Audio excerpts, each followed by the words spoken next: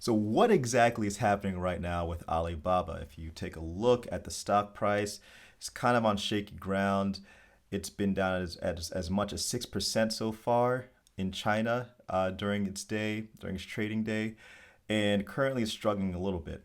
Now, for those of you who own Alibaba through Chinese ADRs here in the West, in the United States, you may be looking at your stock and saying, well, what exactly is going on here, and should I be worried? So I'm going to let you know the long and short of exactly what's going on here. And essentially, Alibaba, and this is the important thing to note, there are three names that I'm going to give you.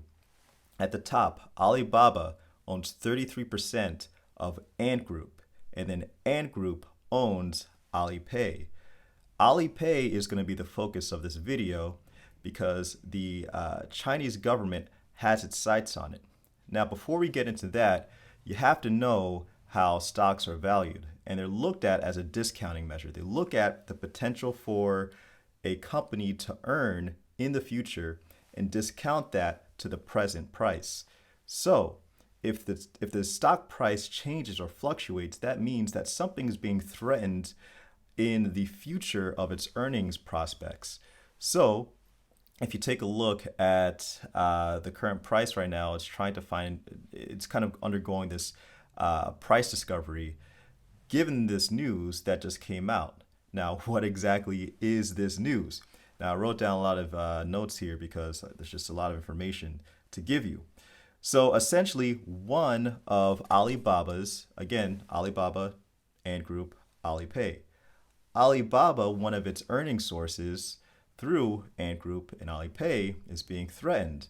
And that is the loan business that Alipay has underneath its wings. So it has two businesses. And the interesting thing about this loan business is that, and I think this would even kind of give American regulators some pause. Definitely gave Chinese regulators some pause. And basically, it was announced that Alipay, again, which is owned by Ant Group, would have to break up its loan businesses, all at the behest of the Chinese government. Now, you may be asking, well, why? Here's the thing. Turns out that 10% of all non-mortgage consumer loans in China were actually issued by Alipay's loan business. Now, again, I'm pretty sure this would even give some American regulators some pause, some American politicians like, Elizabeth Warren, for example, who's been, having Amazon in its sights. So, what is the option that China's given to Alipay as far as this workaround? And basically the following, and this is actually towards Ant Group. Ant Group must separate the back end of its lending businesses from the rest of its financial offerings.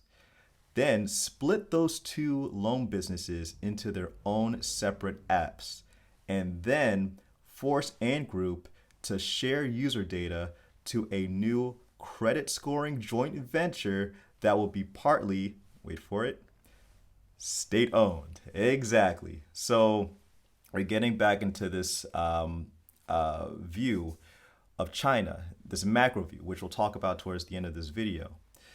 But back to Alibaba. If you are an investor of Alibaba, then you will need to do your own due diligence essentially and figure out, is this going to be a big issue for the earning potential of the entire company?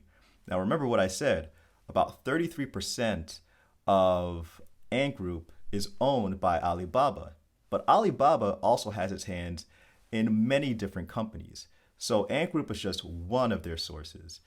Now, is this move going to be so detrimental to Alibaba, not Ant Group, but Alibaba, that it will impact their earning potential, full stop?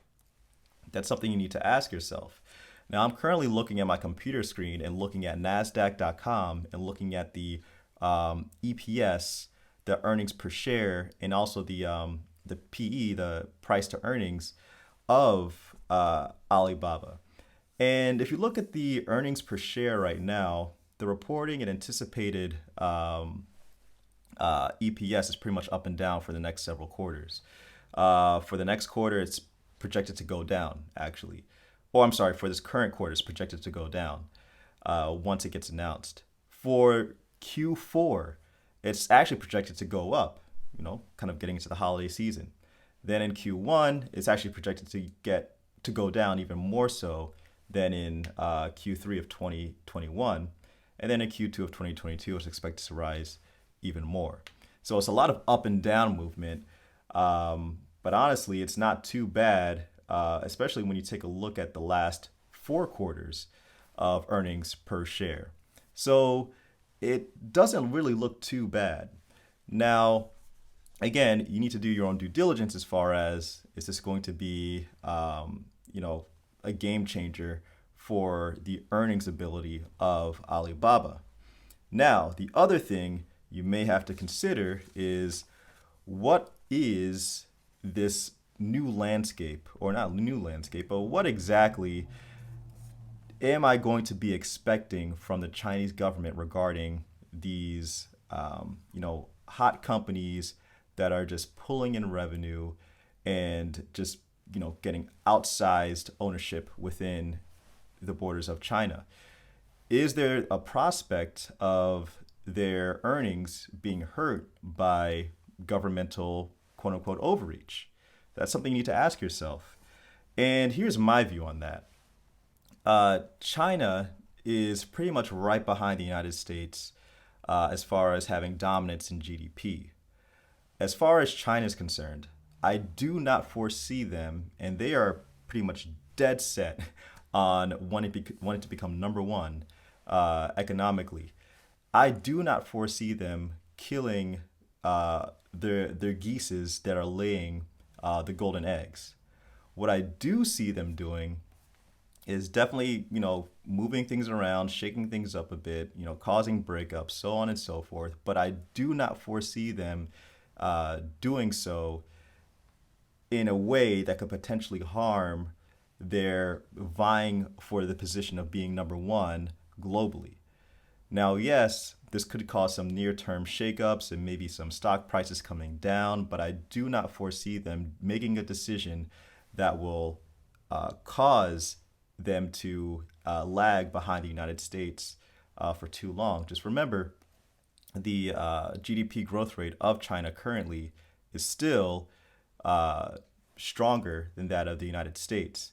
So sometime in the future, it's expected that they will overtake the United States. So just keep that in mind as we do see these reports coming out and saying like, hey, Tencent is doing poorly, Alibaba is doing poorly, China's there's all this overreach in China right now. Yes, there is the potential for some near-term anxiety, but I don't foresee this being a situation where China's basically, committing, harikari on itself right now. They're like, we're having too much success. We need to stop right now. I don't see that happening. But guys, let me know what you think about Alibaba's, forecast for the future, what your